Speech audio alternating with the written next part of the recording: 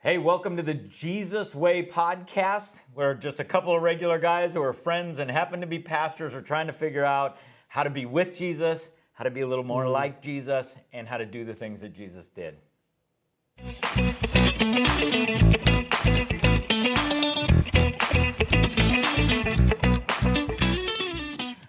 I love the title Jesus Way. We came up with it. I love the funky music. Yeah, I need to say it first. Get you going. I love the term the Jesus Way, and I've been a fan of that song. I'm sure you know the song. I do know that. And I just love the lyrics, the way that it is countercultural to the way that the world is living is the Jesus way. And so as we launch into the Jesus Way, tell us a little bit about how you came up with that or how we came up with that. And Well, how I came up with it was borrowing it from other people. That was not a title that's originally with us. I actually am really encouraged. There's kind of a movement to that. And, I think for us as a church, this whole concept of following Jesus, studying discipleship, came out of this idea that we're going to be disciples of something, and we are disciples of something. And just if you look at our culture, we are being discipled. We're being discipled by the things we listen to, the things that influence us, what we read, all of those things. And so we just need to call that out and say, you know what, I don't want to be a pawn or a disciple of whatever this media is telling me, whatever this maybe even political party is telling me. I want to be a disciple of Jesus first, so I choose the Jesus way. And it resonated with me. yeah, how do you see the difference between consumerism is the way that sometimes people frame that? Discipleship and consumerism are different, if you ask me. But how do you see that difference? Because people become consumers of various, products, services, even information at this point. We become consumers of them. But discipleship implies something more. This whole idea that Jesus is our rabbi who calls us not just to know some more things, not just to gather some information. I mean, worldview and knowledge and information is all a part of it. Right. But it's more like come and follow in the dust of your rabbi. Absolutely. So that we not only know the things he knows, but we do the things that he did. Yeah, the dust part implies the walking. It implies the journey. It implies the doing those things and walking his way and walking alongside of him. So and I've just been so challenged also too with this concept that it really comes with a pretty radical transformation of our character. Yeah. It's not like, I got a couple life hacks and I got a little better at this, but it's like I took out this old stuff and put in this new stuff. And that's hard work. But boy, when you see it in someone else, you are so drawn to it. Right. And so to me, that's been a real motivator for me. Discipleship has that root word disciplines, and those disciplines don't really take root in our lives unless we make them a regular part of our lives. Then we start to see the change and the transition from one thing to another. So we have to live through those disciplines. So if you're watching for the first time, the Jesus Way is a 7-week series that we're doing here during the fall in our church, but it involves more than just some Sunday morning sermons. We're going to have quite a bit that goes along with it. Glenn, tell them about some of those things that we've sort of put into place. Sure, I can unpack some of that. We've talked a little bit about it, but good to just review. So we have 7 sermons that I think are really great summaries of some of the key things that we see in Jesus and how he approached life. And specifically, we're at this point where doing the things that Jesus did. Yes, this is the way he ate with people. This is the way he handled temptation. This is the way he, viewed people from other cultures. This is the way he widened, all those things. But the other thing that I'm really excited about is each week we've got 5 daily devotions. There's some debate about that. Which days do we do them? You have a week to do 5. Is there a wrong way to do devotions? No, Yes, you can do it wrong. You can do it wrong. Don't do 5 in one day just because you're feeling guilty. No, the idea is you have time to do 5 over that week. And we're 2 days into it. But I have loved already reading through this first week, just hearing from the other staff people. It's born out of different perspectives and stuff like that. So 5 daily devotions, then this podcast, which is a chance for people to interact with, put your comments in, hopefully ask us questions and just a little more casual interaction with it. And then we will have the community group videos, which again, I'm in a community group, you're in a community group. We use these, and if you're a part of a group that's maybe looking for something to do, maybe set aside these next 7 weeks to do that. But even if you're not, I think this is something, you could spend 12, 15 minutes watching as a family. You could do it with your family, do it with, even if you're just with a couple of people, you could do that real easily from wherever you are. It's easily accessible on our website and through, Yeah. And then we got 3 special events, one that focuses on fellowship, one that is on this a wider circle of Jesus inviting even a love for the whole world into who he is and how we can be, and then an evening of worship that we're talking about, worship in the vineyard as we think about the way of the vine. Yeah. And not to jump too far ahead, but if you're watching this week and you're planning your weekend, here's what you want to plan. We're having a big all-church picnic after church on Sunday. We're going to talk about the way of the table on Sunday. So love for you to be involved in some fellowship and just eating together with some people. And that's how Jesus feels like Jesus would have loved a good church picnic. He would have enjoyed that. Jesus was all about the potluck, I'm pretty sure. Yeah, I think so. So this last week we talked about the way of the servant, and kind of the topic piece of it is humility. At least as I processed the message that you gave, it's almost like the so what was servant, be a servant, But humility is sort of the root of that. Talk me through some of the stuff as you were getting ready to preach that and you were coming up with it, that idea of this, if you really want to find your way up, you're gonna go down first. Tell me how you kind of came up with that and some of the stuff that goes into that. Well, first of all, I like to say that I feel like I'm really great at humility. Yeah. So it's really you are really great. Super good. We actually are having a plaque made about how great you are at humility. Number one humble guy. No, actually, that kind of speaks to it because it's such a battle. You make progress, and then things happen that humble you. But I just think you can't. There's so much about it in Scripture that I felt like it was really important. We know that pride is like an issue for people across the board. Putting yourself first is so natural in our society, maybe even just rooted in our sinful nature. But I find that the older I get, the easier it is to be humble. Yeah. I just realize my shortcomings more and more the older I get. I just know what I don't know, and I know the things that I'm not good at. And so it's easier to be humble in those areas. But I think like everybody, there's a few areas where you're like, I'm pretty good at this. I think I can do this. And it's hard to tamp that down too at the same time, Yeah, I mean, I brought this up on Sunday, but I think it was really relevant that when Paul writes to the Philippians, it's a church that's doing well, no glaring doctrinal issue, but the thing that he warns them against is pride, because he knows that how much it can shipwreck them. Right. And so that was really profound to me. Well, and one of the things about Philippians, you and I both know, it's the joy book written from a prison. You think about a humility passage written from a guy who's in chains at the time. Like that's where humility comes from. So that passage that you chose, Philippians chapter 2, verses 1 through 11. Talks about humility as sort of the rootedness of being united with Christ. Like that's the outcome of being united with Christ, is that we would become humble, and it's seen in the picture of Jesus himself, his own world and his own process, basically. He didn't grasp onto equality with God, but he humbled himself. As you think about Jesus, the person, and specifically the arc of his life, talk about how some of that humility plays itself out. Yeah.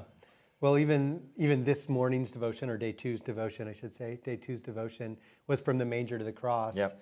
Because you see the way Jesus entered the life, the way he even exits through his death, are just rooted in humility. And that Philippians 2 passage is so profound to me because it starts with who being in very nature God. So let's be clear what we're talking about here. It's not like, he was you or me who, we could all point out the reasons he should be humble. He was in very nature God. And so I think that juxtaposition of someone who deserved everything, had every right, could have commanded all these things, chooses to humble himself, that to me, and you see that time and time again. So Jesus doesn't exercise his power and authority over people. Right. He's got power and authority. He forgives sins. He calms storms, he does miracles, those kinds of things. But even in that, it's not with this, like, I'm going to, pressure you into this. It's, it's almost an invitation. His power invites people in, and then they come and find In fact, lots of times he says, don't tell anybody. Don't tell anybody. He says, hey, don't tell anybody. Don't let them know. Right. There's a humility to all of those moments. I think when I was thinking about specifically that devotion from the manger to the cross, that and I'm a visual guy who has an active imagination. I think you know that, the idea of Jesus, the incarnation, from God to a human, clump of cells. Yeah. Like, what's it like to be God, and then in the next moment have eyes that are not quite developed yet and you can't see, and ears that aren't developed yet and you can't hear, and being locked into a womb for 9 months developing, and then coming out of the womb. I'm assuming Jesus didn't pop out and start walking and talking at 0 days old. What's it like to be limited in that capacity or in that fashion?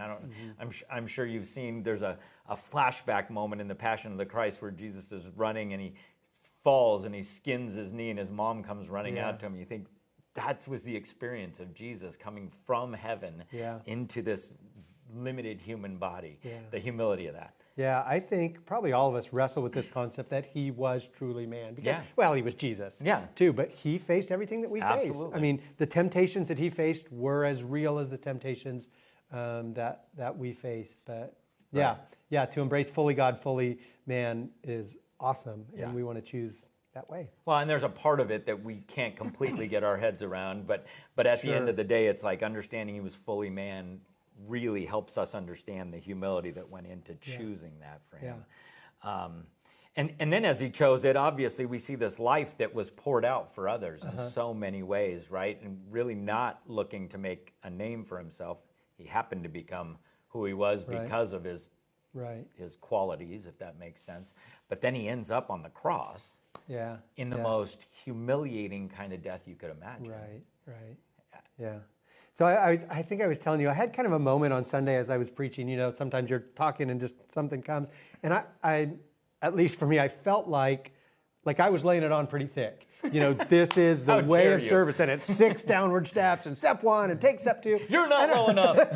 And about halfway through or during the thing, the thought ran through my head, and who knows how that all gets there, but the thought went through, like maybe I'm going a little heavy on the servant stuff. Maybe I should lighten up. Maybe and then you're like, but it ended in the cross. So I don't know how you would respond to that idea of like, oh gosh, I may be being too heavy on being a servant. Maybe I should lighten up a little bit, but that's not. My hunch is as you were looking up at Jesus hanging on the cross, it wasn't too heavy. That's pretty heavy up there on the cross. And even as I think about that picture of the cross with, this mocking sign behind his head and the crown of thorns pressed into his flesh. And, people who, I was sort of looking at that passage that was in the devotion, and I was thinking to myself, you've got common soldiers that are mocking him. You've got elite, kind of leaders that are mocking him. You've got this crowd that chanted, crucify, crucify, crucify. Like, I can't. You get the criminal on the cross next door. You got bona fide, verified criminals on the crosses next door. I just can't think of a more. And the word is humiliating way to die. Like for a guy that had been on top of the world in terms of popularity just a week before, where they're chanting Hosanna as he's riding into Jerusalem. It's like, how in the world can you get your head around that kind of humiliation? And he chose it. He chose that. So I wrestle with that a little bit this week, just in terms of like, what's that really look like? Because most of us are not going to choose the way that we die. And if we did, probably would not choose that one. We can't go back and choose the way that we were born. So what does that look like to really like lay down your life? And, I think sometimes it's these big things, but sometimes it's, yes, I can serve one more time. Yes, I can, love my family sacrificially one more time. Yes, I can do this for Janny. Yes, I can do this for my kids. Yes, I can do this for even the person at church that's not all, easy or whatever it is. Yeah. I remember writing down as I was thinking about us talking about this today, how do you do humility is the question. Like, how do you, humility is an attitude. It's this idea that one of my favorite quotes, I think it's Rick Warren's, is that he says, humility is not about thinking less about yourself. It's not about like, kind of falsely saying, oh, I'm not that. He goes, it's thinking about yourself less often. And it's this idea that how do you really do that in daily scenarios, in everyday situations where you do, this is the Olympics illustration. I love it. You'll love this. You'll love We're this. having a hard time letting go of the Olympics. Absolutely. I think we're ready for football season to start. The USA basketball team was filled with 12 all-stars, guys who will probably go down in history as Hall the of Famers. greatest of all time. And yet, one of the big news items of that was the lack of playing time for a guy, Jason Tatum, who just came off of the NBA championship. Yeah, yeah. And I never heard him talk bad, even in an instant. And there was so much talk about it. But the idea of that kind of humility, that he would take a backseat to these other guys who are going to play and honestly get great notoriety and fame, and I'm sure all the rest that goes along with that. How do you get your head around that kind of humility, what it takes to be that in that moment? Yeah. Because you can't choose those moments. Yeah. They just come. And it's like, are you going to jump into the limelight? Are you going to demand your own, way, your own pride? Or are you going to, in that moment, tamp it down and live in humility? Yeah. Which to me comes back, I'm just, as you're talking about it, makes me think, gosh, would I be able to do that?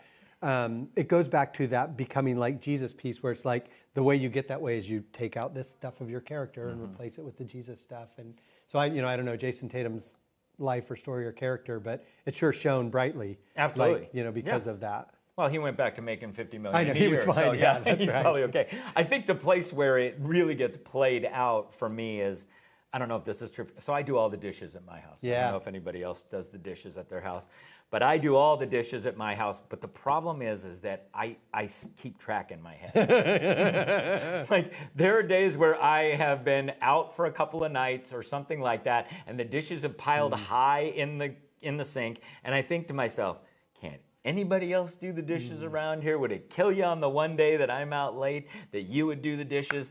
And it's that keeping track, at least for me, that I feel like is not humility.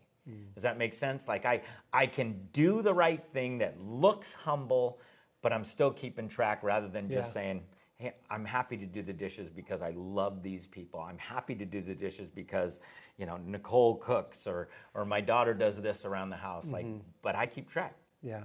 And that doesn't seem like pure humility to me. Yeah. Yeah, that's not the attitude of Christ. Right.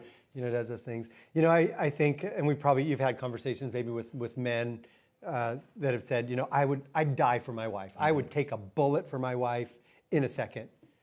But I'm like, but would you do the dishes? Yeah, right. Yeah. And I think, again, that goes back to this. We hold this picture up of Jesus on the cross. I would go to the cross for my family. Yeah. But for us, that's probably not realistic. But what is realistic is doing the dishes. Yeah. And doing it with a cheerful attitude. Yeah. And so, yeah. Nicole, if you're watching, I'll be home to do the dishes soon. It's going to be fine. She's in there throwing stuff in the sink right now.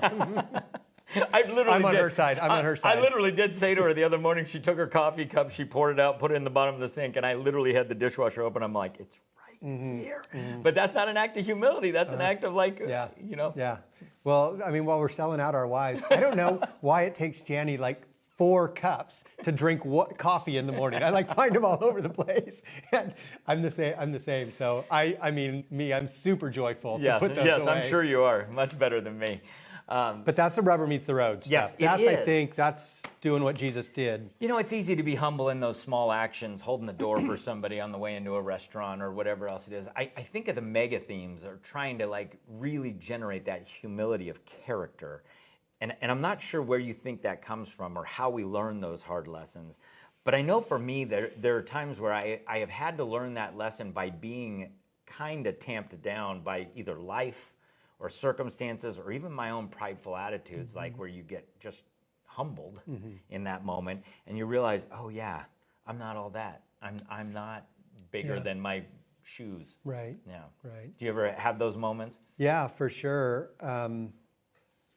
Not being able to figure stuff out on your own personality, your own wisdom, your own whatever are huge sources of that. For me, honestly, marriage and raising children are really hard. And being a pastor. Absolutely. I think there are times people look at us. I don't know what to do. Yeah, absolutely. They look at us and think, well, you've got every situation figured out. And I'm like, no, I don't. And I know there's a verse about this, but I can't remember where it's at or whatever. And it's just that moment where you're like, listen, I'm just like you. I'm just trying to figure it out along the way and using kind of the Jesus way as my roadmap, if that makes sense. Yeah.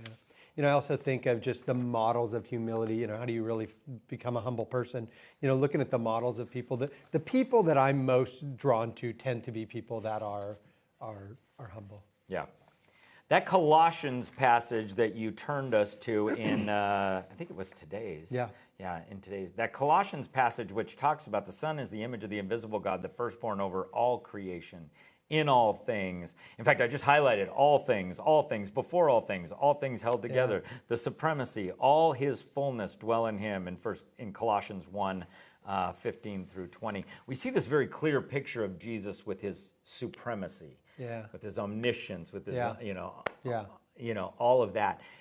And then we're contrasted with this tiny infant baby born in the wrong place, at kind of at the wrong time, from these parents people, that Nazareth. What good can come from Nazareth? We talked a little bit about this morning. It's like, and frankly, being born in a manger, if I had to contextualize that for us now, it would be like somebody who was born in the backseat of their car because they couldn't get a room, at the shelter, it's like literally a homeless person giving birth in the backseat of their car, and then they immediately get run off to Egypt. Like they become an immigrant that is figuring out how to live in Egypt, separated from their support structures and all this other kind of stuff. Mary didn't have a mom-to-mom group to go to, and she had left behind all of her family and friends, and Joseph had no work probably, and was figuring that out. How do I get connected with the Carpenters Union or whatever? In Egypt. Yeah, absolutely. And you can't think of a more humble situation that Jesus would have spent his very first formative years in. And that's just the nature of Jesus' whole story. Yeah.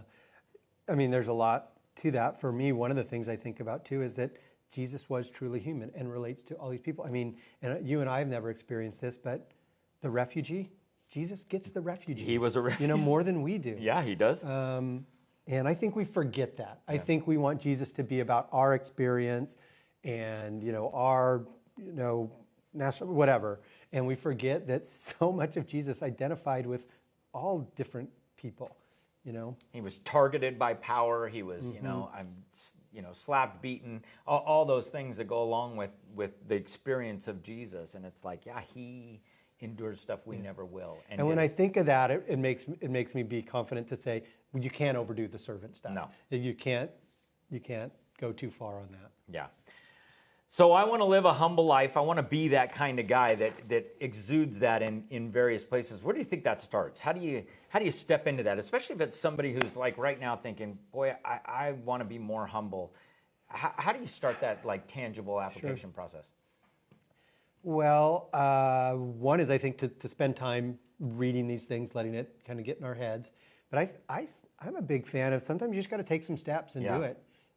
I'm going to go home and do the laundry tonight, or I'm going to go home and whatever it is, help my kids with this, even when I don't know. I'm going to give sacrificially, just to actually take some steps. I don't know if that. I feel like there's this underlying question or this thing that runs through my mind every once in a while, and I don't know if it's true for everybody, but it is for me. You, in your head, say, I shouldn't have to do this. Right. I shouldn't have to do this. And the moment that you say that, you're in trouble. I feel like there's a humility battle going on inside our own heart at all times. And the moment you say, I shouldn't have to do this, then the question becomes, oh, really? Then who should? Right. And the moment that you say, they should and I shouldn't, you've immediately set up a hierarchy where I'm above them. And so that happens with everything from walking through the church parking lot where there's trash on the ground. The other morning, I was walking through downtown Lodi, and one of the garbage bins was overflowing. And there was stuff on the street, and I thought, and I love actually the downtown portion of Lodi there. It's really nice. It's really kind of a nice place. And I went and I started picking them up because I could see down the road was another garbage can that was not overflowing. And I started picking them up, and nobody's watching, and even now I'm hesitant to share it because I don't care. But I just thought to myself, there's a guy who works here, who probably works for the city, is wandering down the street, and he probably looks at that and thinks, oh, great, who are these people that did this? And there's just no job beneath us. There's no thing that, I shouldn't have to do this. There's no answer to that question where we should say, I shouldn't have to do this, is the way that I look at it. But I know in my humanness, I know in my sinful nature, I immediately think, well, there's some things I shouldn't have to do. There's something I tried to bring out in the message on Sunday that we probably could even develop more and more was trying to juxtapose Jesus and his humility, which led to such greatness, and then Adam and even the devil who grab a hold of pride. Yeah, right. And just if you, who had that attitude of, well, I deserve, or I should, or it's not mine. And you see just the impact of that with the result of sin and evil and, the consequences of that kind of life, what that's wreaked on our our world and our life compared to humility. And I think you could really develop that, how much damage it does to go down this, I'm going to grasp a hold of, I'm going to deserve my rights, I'm going to say it's not my place, Yeah, absolutely. Bad for a family, bad for a church, bad for a business. Yeah, it's bad all the way around. Once you live it out long enough and hard enough, you end up you're ostracized. People don't want to be around you anymore. That prideful attitude that just, it can infect everything and ruin everything. And the only antidote is to tamp it down and embrace humility in the way that Jesus showed us over and over again. So, yeah.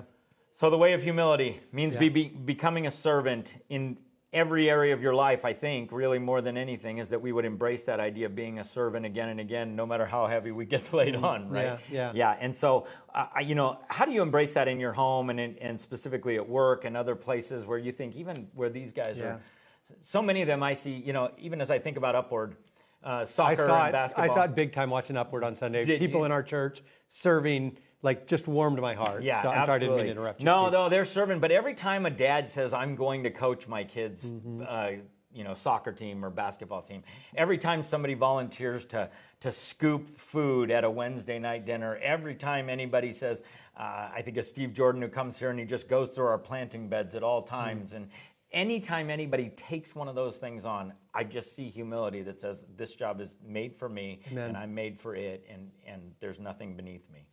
Yeah, I'm super thankful to be a part of a church family that's got a lot of this stuff rooted in. Absolutely. So, great. Just one thing I would add too, just by way of encouragement, is so many of the passages about humility in the Bible also end with, and then God exalts, God opposes the proud but gives grace to the humble. Yeah. And so God, I think, it's tricky because you don't want to do this to try to win God's favor. Well, I'd like to be a little humbler so I can get something out of it. Or look at me, I'm going to be so humble, I'm exalted. Yeah. But that's what God says. And I think God says, man, I see the humble and I could work with that one. Absolutely. The pride, it's almost like God says, come, good luck. Yeah, come back when you got it figured out. Yeah, absolutely. Because whoever humbles himself will be exalted, says Jesus. Absolutely. The Jesus way. That is the Jesus way. And that's the Jesus way for this week, I think. You got any parting shots? Anything you want to say? No, I'm excited to be a part of this journey. I'd love to, stop us, talk to us, interact with this on whatever platform you're watching this, and we'd love to interact. Yeah, we'd love for you to leave comments. Sarah Serini, our comm director, will probably be monitoring those and answering some of those. In fact, if you get some really good ones for next week, maybe we could do a little follow-up segment at the beginning of next week's session as we talk about these issues as they continue to come up. So God bless you. Hopefully you get a chance to live the Jesus way this week, or at least take some steps towards the Jesus way this week. All right, God bless.